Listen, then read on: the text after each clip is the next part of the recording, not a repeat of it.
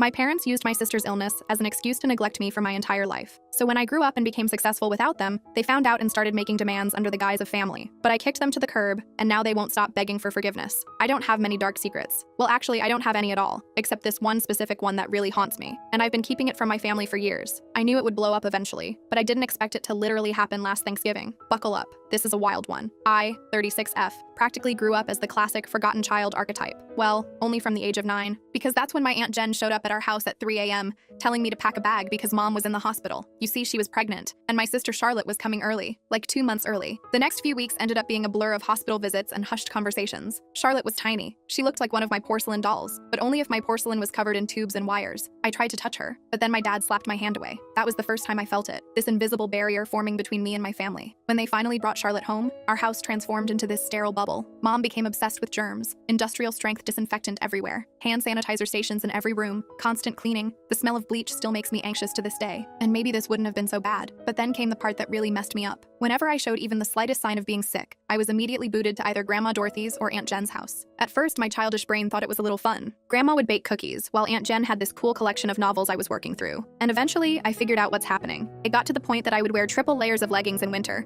just to avoid getting sick. But still, all their attention went to Charlotte. So I tried to get positive attention. I did everything I could to become my parents' dream child. Straight A's, no cussing, winning every science fair. I even managed to recite 10 different poems in Spanish. And in response, my dad just told me not to recite too close to Charlotte, in case my saliva gets on her and she gets sick. But the real gut punch came when I was 13. I'd spent months teaching myself to play Bridge Over Troubled Water on piano for the school talent show. Charlotte coincidentally had a fever the night of the show. Guess who had no one in the audience? Meanwhile, 2 weeks later, the entire extended family, including both sets of grandparents, showed up for Charlotte's 15-minute recorder recital. Charlotte saw this, and she quickly learned how to work the system. By age 8, she'd outgrown any real health issues. But of course, that didn't stop the performance. Headache? Had to stay home from school. Feeling tired? Someone else, guess who, should do her chores. Worried about a test? Mom would literally call the school to get the deadline extended. I retreated more and more to my bedroom, burying myself in books about art history and antiques. My room became my sanctuary, mostly because Charlotte claimed she was allergic to my vanilla air freshener, so it was the one place she wouldn't go. Then, the tables turned. Instead of avoiding being sent away, I started being grateful. I didn't even care whether it was me or her who got sick, because either way, I'd get sent to Grandma Dorothy, who would actually ask about my day or care what I was up to.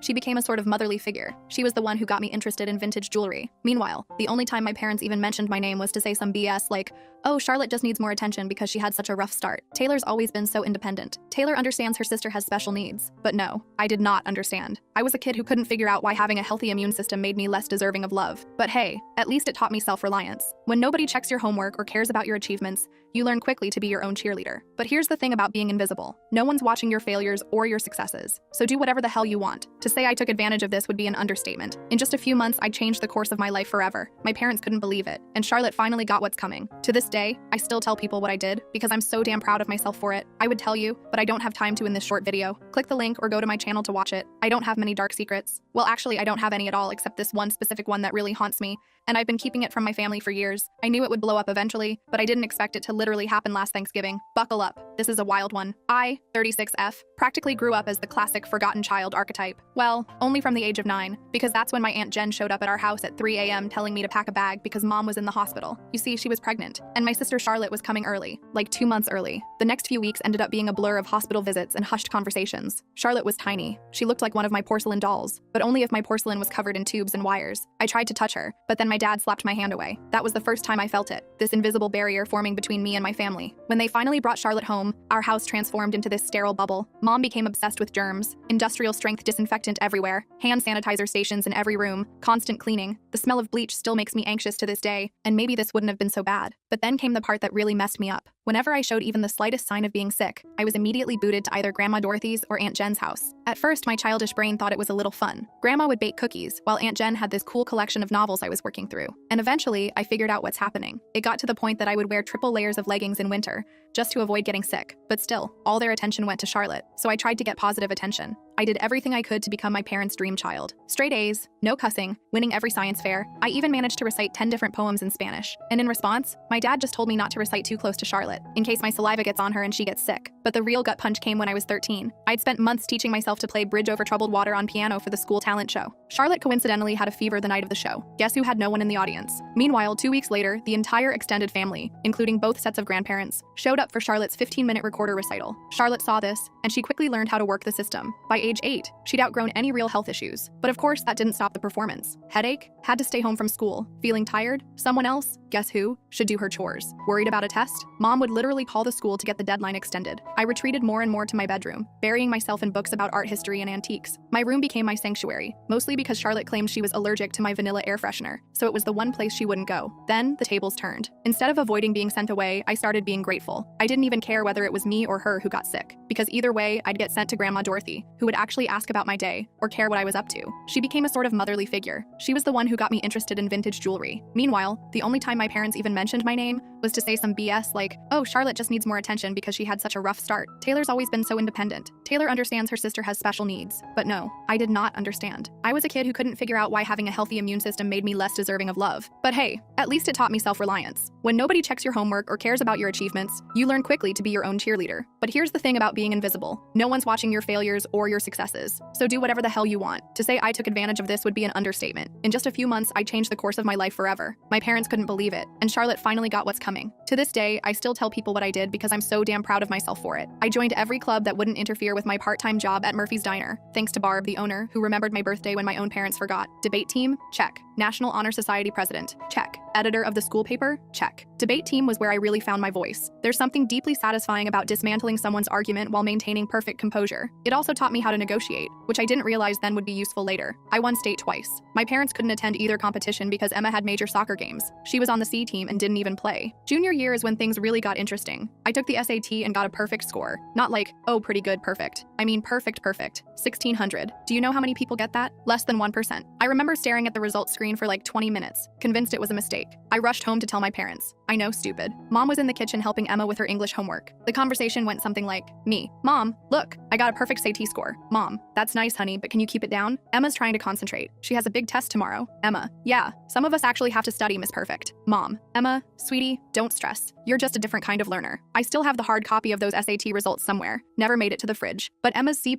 in English? That baby got prime refrigerator real estate with a, we're so proud of you, magnet. The college application process was interesting. I applied to 15 schools without telling anyone, wrote all my own essays, gathered my own recommendations, handled all the financial aid paperwork myself. My guidance counselor, Ms. Wilson, was the real MVP. My parents were too busy to help with the FAFSA, so I stayed after school. Then the acceptances started rolling in. Harvard, Yale, Princeton, Northwestern, each one coming with a scholarship offer. I kept them all in a locked box under my bed, knowing what would happen if Emma found out. They'd suddenly make it all about her. But if Taylor goes to Harvard, I'll be all alone. Or some nonsense. The day I got my full ride offer from Northwestern, Emma made junior varsity cheerleading. Guess which one was celebrated with a family dinner? Hint, I had microwave mac and cheese in my room while they went to Olive Garden. But you know what? That scholarship was my golden ticket. Tuition, room and board covered, plus a book stipend. I could finally leave that house where I was either invisible or inconvenient. The day I got my acceptance package, I went to my favorite spot in the local library, a third-floor window seat overlooking the park, and cried for an hour. Not sad tears, relief tears. When I told my parents at dinner I was going to Northwestern, they were concerned. Dad, Northwestern? But that's so far away. What if Emma needs you? Mom, I hope you're not expecting us to help with expenses. Emma's cheerleading competitions are very expensive. Emma, crying, oh my God, finally. Can I have your room? I need space for my TikTok videos. I worked double shifts at Murphy's Diner that summer to save money. Barb, bless her heart, always gave me extra tips and made sure I got to take home leftover pie at the end of my shifts. She also taught me a valuable life skill, how to spot genuine people in a world full of fakes. Honey, she told me, in diners and in life, the ones making the most noise usually have the least to say. Move-in day at Northwestern? My parents couldn't come because, surprise,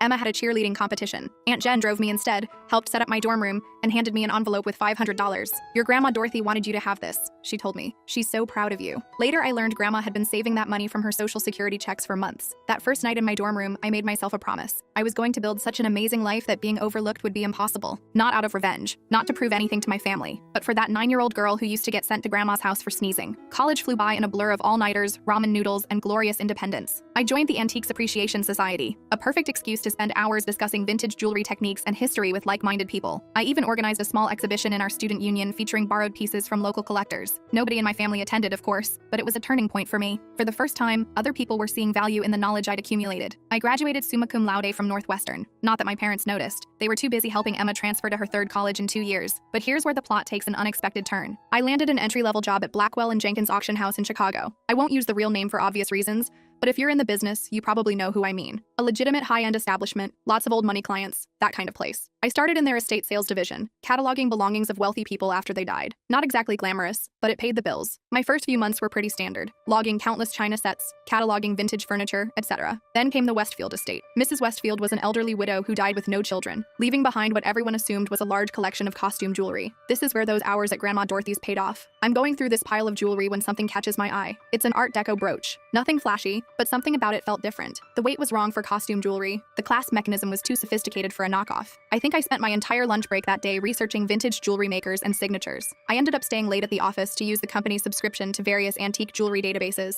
The more I looked, the more convinced I became that this wasn't costume jewelry. This was the real deal. Problem was, I was the new girl. No one would believe me if I claimed we had a potential treasure on our hands. So I did what debate team taught me. I prepared my case meticulously. I spent 2 weeks during lunch breaks and evenings learning everything I could about Art Deco jewelry authentication. I even used some of my pathetic excuse for savings to pay for an online gemology course. Finally got the courage to approach my boss, Mr. Parker. I brought the whole presentation, comparative images, historical documentation, the works. The conversation went something like, me, sir, I think we might have something significant in the Westfield collection. Parker, barely looking up from his phone. Taylor, we've already cataloged those as costume pieces. Me, I know, but look at these makers' marks. They match perfectly with Cartier's 1925 signatures. Parker, finally paying attention. Where did you learn all this? Me, I did some research. Long story short, the costume brooch sold for $42,000 at auction. Turns out it was part of a limited collection made for some European duchess in the 1920s. But here's the real kicker. Parker started trusting me after that. He began giving me other pieces to authenticate. Suddenly, my useless hobby of sorting vintage jewelry had actual value. I threw myself into learning everything about antique jewelry. I took every online course I could afford. I spent weekends at estate sales studying pieces, even started a small notebook documenting different authentication processes. My apartment looked like a jewelry scholar's fever dream, with walls covered in printouts of vintage hallmarks and certification guides. The auction house started seeing results. I was finding important pieces others had overlooked, developing relationships with collectors, understanding the market. My commission checks got bigger. For the first time in my life, I wasn't just surviving, I was saving money. My family, still remarkably uninterested. At Sunday dinners, which I still attended like a fool, the conversation went like, Mom, Taylor's still at that antique shop, right? Me, auction house. And yes, actually, I just authenticated a rare Tiffany piece. Emma, interrupting, oh my god, speaking of jewelry, you guys have to see this charm bracelet I bought at the mall. But I didn't care anymore. For once in my life, I had found something wholly mine, something I was genuinely good at, something that had nothing to do with being Emma's sister or the family disappointment. Then came the Harrington collection. This was about 2 years into working at the auction house. Massive estate, old money family, lots of buzz in the industry. I was part of the team cataloging their jewelry collection, and that's when I spotted it. A fairly ordinary-looking Art Nouveau piece everyone else had passed over. I spent 3 days researching it, barely slept. It turned out to be a piece from a famous French jeweler's private collection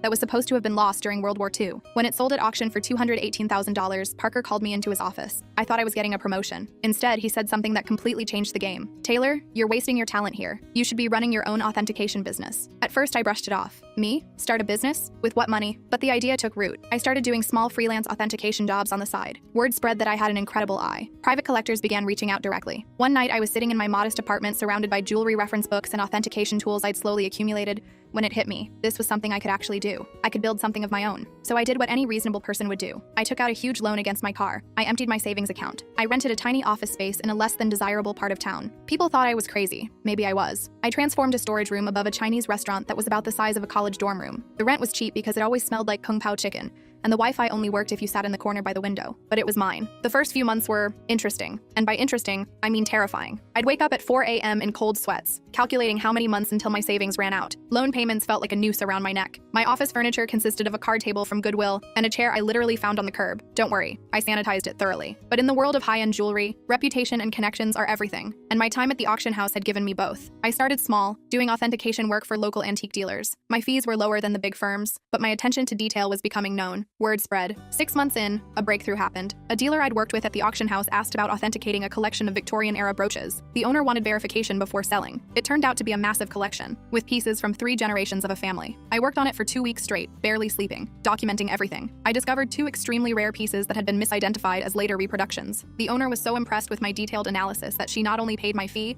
but offered me a 10% commission when the pieces sold. That commission? $76,000. More money than I'd made in the previous 2 years combined. Suddenly my phone was ringing. A lot. Private collectors hearing about my knack for spotting overlooked pieces, estate lawyers seeking opinions on inherited jewelry. Even my old auction house started sending me authentication work. I'm pretty sure Parker was secretly helping spread the word. Thanks, boss. By year 2, I'd hired my first employee, Mia, a recent geology graduate who reminded me way too much of myself at that age. Super smart but overlooked because she was quiet. She's now my head of authentication and worth her weight in gold. The business grew faster than I could have imagined. Moved to a proper office downtown. Goodbye, Kung Pao chicken smell. Built a team of specialists. Developed a reputation for finding lost pieces. You wouldn't believe how many important historical jewelry pieces get misidentified as costume jewelry in people's attics. Around this time, I also had my first real chance to help Grandma Dorothy. She called me one night, clearly uncomfortable about asking for help. Her house needed a new roof, a $15,000 expense she couldn't afford on her fixed income. I transferred the money to her account that night and told her it was an advance against future jewelry consultations. We both knew it was a fiction, but it preserved her dignity while allowing me to help the one person who'd always been there for me. But success came with its own challenges. The bigger we got, the harder it became to keep it a secret from my family. They still thought I worked at that little antique shop. Emma would make these snide comments during family dinners. Emma, Taylor, I have some old jewelry I was going to donate to Goodwill. Maybe your little shop would want it. Me, having just authenticated a $1.4 million Fabergé item that morning. Sure, I'll take a look. Mom still introduces me to everyone as my other daughter. She works with old jewelry or something. Meanwhile, I was quoted in Forbes, thankfully under my company name, and we'd just opened our third office. The weird part? Keeping the secret became almost enjoyable, like this private joke with myself. I'd sit at Sunday dinner in my Target clearance outfit, actually Prada, listening to Emma talk about her entry-level marketing job, knowing I'd just closed a deal worth more than her annual salary. I even started playing little games with myself, like wearing authentic Harry Winston pieces to family gatherings to see if anyone would notice. They never did. Emma once spent 20 minutes showing off her expensive $250 Michael Kors watch. I was wearing a vintage Patek Philippe worth more than her car. By year 5, we'd established offices in Chicago, New York, and Boston. I spent more time on airplanes than in my own bed. We built a reputation for discretion. Turns out a lot of wealthy people want their jewelry authenticated without the rest of the world knowing. I met an oil magnate's widow once who arrived after hours through the service entrance, terrified that her stepchildren would discover she was having the family collection appraised before making changes to her will. I've authenticated pieces for celebrities who didn't want the press knowing about their jewelry investments. I've even been flown to foreign countries on private jets to verify collections before major auctions, all while my family thought I was working inventory at some local antique mall. The money was insane. Like, we need to hire a team of financial advisors insane. Still, I maintained a relatively modest lifestyle. I bought a nice but not flashy house in a good neighborhood. I drove a high-end but not obvious car. The only place I truly splurged? My home office. State-of-the-art authentication equipment. The best security system money could buy. A custom-built vault that would make Fort Knox jealous. The irony? They thought I was being frugal to help them. Mom would say things like, "It's so sweet of Taylor to help out. She must be eating nothing but ramen to manage it." Meanwhile, I just authenticated a collection that earned me a commission larger than their mortgage. You know what's strange about success? The more you have, the harder it becomes to explain to people who've always seen you as less than. It's like trying to describe color to someone who's only seen in black and white. They lack the context. By this point, my company was doing extremely well. We had cornered the high-end jewelry authentication market in the Midwest, and our reputation was solid gold, pun intended. But every Sunday, I'd drive to my parents' house for dinner, playing Taylor the modest antique shop worker. The cognitive dissonance was becoming ridiculous. I'd spend my mornings on conference calls with Dubai collectors, my afternoons authenticating million-dollar pieces, and my evenings at my parents' house in carefully selected normal clothes, eating Mom's overcooked pot roast while Emma dominated the conversation with stories of her latest marketing triumph. Usually something like bringing her boss coffee without spilling it. One Sunday stands out particularly in my memory. I had just completed a huge deal, authenticating a missing Cartier piece that had been sitting in someone's safe deposit box for 40 years. The commission alone? 7 figures. I drove straight from the meeting to my parents' place, still buzzing from the successful authentication. Mom, Taylor, honey, is everything okay? Your clothes are looking a bit worn. Me, oh, you know, trying to save money, wearing a $2,800 cashmere sweater I'd purposely chosen for its understated look. Emma, well, if you'd gotten a real job instead of playing with old jewelry. Dad, Emma, be nice. Not everyone can be as successful as you. I nearly choked on my pot roast trying not to laugh. The anonymous transfers, monthly payments to my parents, began around this time. Aunt Jen told me they were struggling to pay Emma's student loans and medical bills. Mom casually mentioned they might have to sell the house. I couldn't let that happen. Despite everything, it was still the home I grew up in. So I started an anonymous monthly transfer of $5,000 to their account. When questioned, I claimed I was giving $1,000 by living on rice and beans. They assumed the rest came from Aunt Jen or other family. Emma, of course, took credit for inspiring family members to help. The money helped, but it also had unexpected consequences.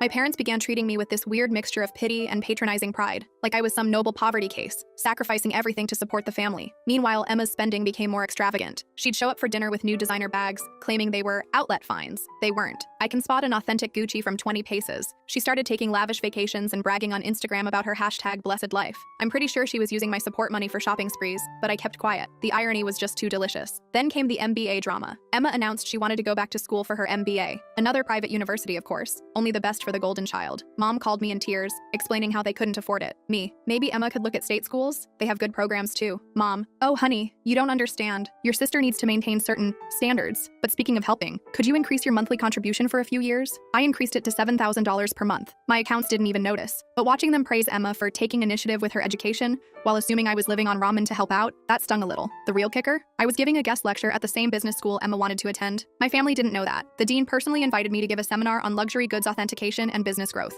I had to make up an excuse for why I couldn't attend Sunday dinner that week. During that lecture, I kept wondering what would happen if Emma walked in. Would she recognize me? Would she tell my parents? The fear of exposure still haunted me, even as I stood there talking confidently to a room full of MBA students about valuation methods for historical artifacts. The cognitive dissonance was getting harder to manage. My own achievements started to feel like a separate life, like I was some corporate superhero with a secret identity. By day, I was running a multi-million-dollar authentication business. By night, well, Sunday evenings, I was just Taylor, the disappointing daughter who worked at an antique shop. The weight of the lie was becoming heavier. Every time Emma made a snide comment about my career, every time Mom apologized to her friends for my modest lifestyle, every time Dad suggested I get a real job, there were moments when I almost came clean, like when Dad mentioned struggling to pay for his blood pressure medication, and I wanted to tell him I could cover it without even noticing. Or when Mom talked about postponing a needed dental procedure because insurance wouldn't cover it. Each time, I just quietly arranged for more money to appear in their account.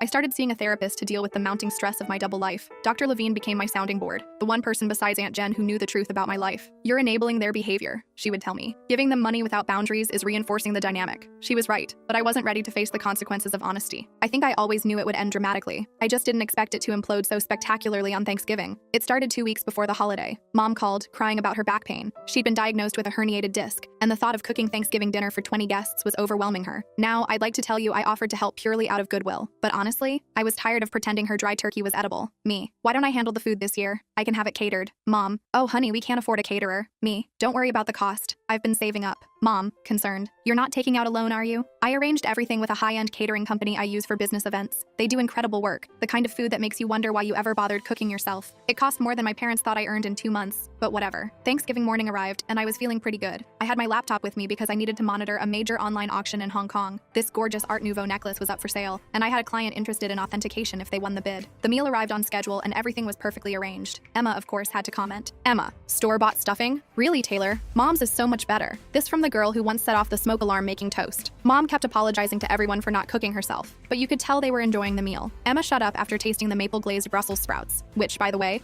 cost more per plate than her weekly grocery budget. Between dinner and dessert, I stepped away to check my laptop. The auction was getting interesting, and I needed to be prepared in case my client won. I set up in my old bedroom, which Mom had kept exactly the same since high school. Meanwhile, Emma's room had undergone 3 renovations. That's when everything went sideways. I had left my authentication program running with several tabs open showing various accounts and current contracts. Emma came in without knocking. Some things never change. To borrow my phone charger. She saw my laptop screen. She saw this as her chance to finally expose how pathetic her older sister was. Emma, smirking. Let's show everyone what Taylor's really been up to. Before I could stop her, she grabbed my laptop and walked into the dining room. Picture this. 20 people, including aunts, uncles, cousins, and my parents, stuffed with gourmet turkey and half drunk on expensive wine they thought was from Trader Joe's. Emma, time to see what kind of important work Taylor's doing on Thanksgiving. She flipped the laptop around triumphantly, apparently intending to embarrass me with whatever minor antique transactions she assumed I was working on. The room went completely silent. Like, you could hear the fancy clock I got Mom for Christmas. She thought it was a reproduction, ticking softly. My screen displayed current account balance, $14.7 million.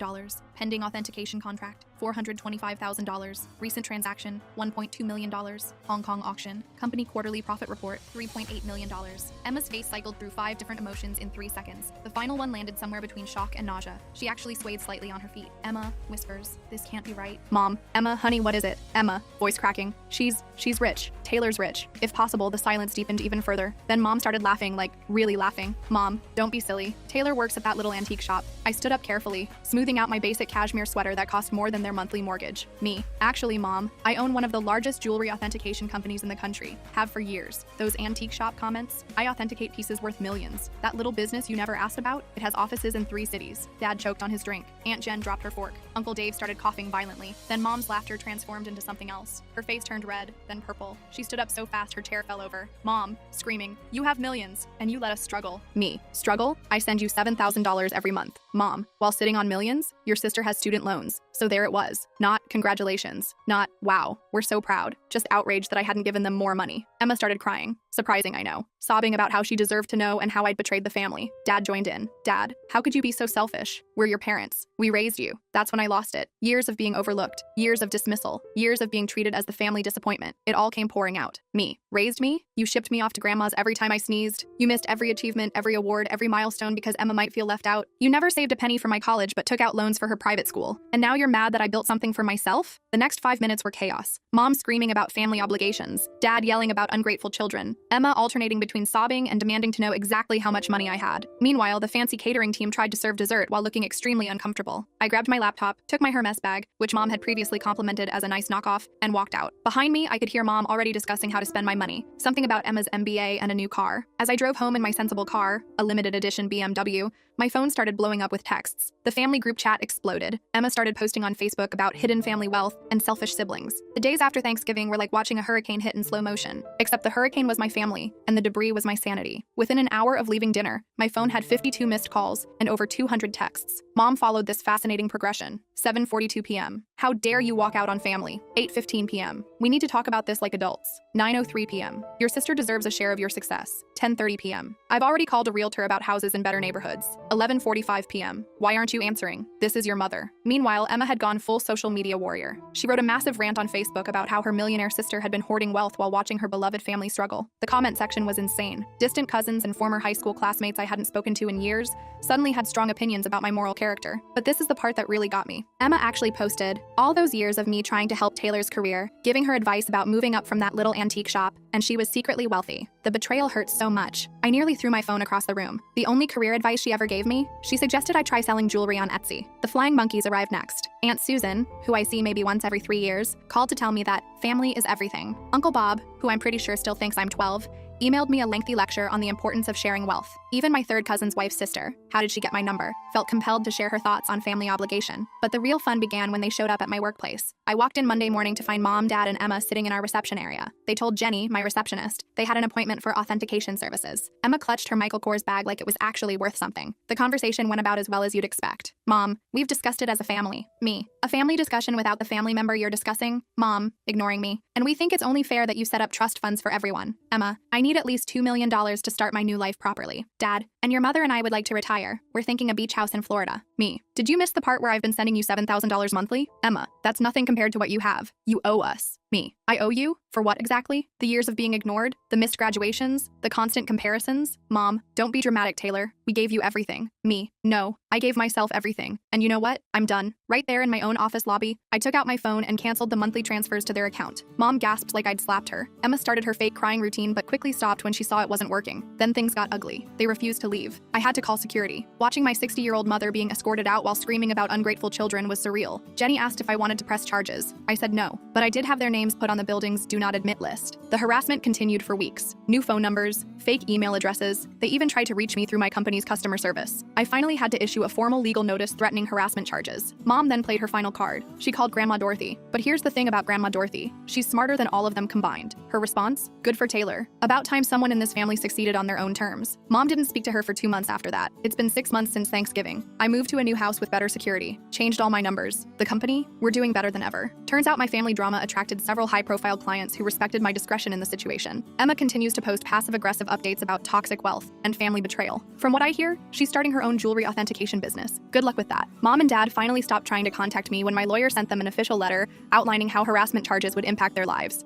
They're now telling everyone they never wanted my money anyway, and they're praying for my soul. The best part? For the first time in my life, I feel free. No more Sunday dinners full of subtle insults. No more downplaying my achievements to spare their feelings. No more financing the Emma show. My therapist says I'm finally establishing healthy boundaries. I say I'm finally living authentically. So that's my story. Thanks for letting me share it. Special thanks to the catering company who sent me a Christmas card saying the Thanksgiving dinner was the highlight of their year. Edit. Responses to common questions. Yes, I'm still in therapy. No, I don't regret cutting them off. Yes, Grandma Dorothy is doing well. She's coming to visit next month to help me catalog a new collection. One last thing. To Emma, because I know you're probably reading this, that Cartier bracelet you're wearing in your latest Instagram post, definitely a fake. Just saying.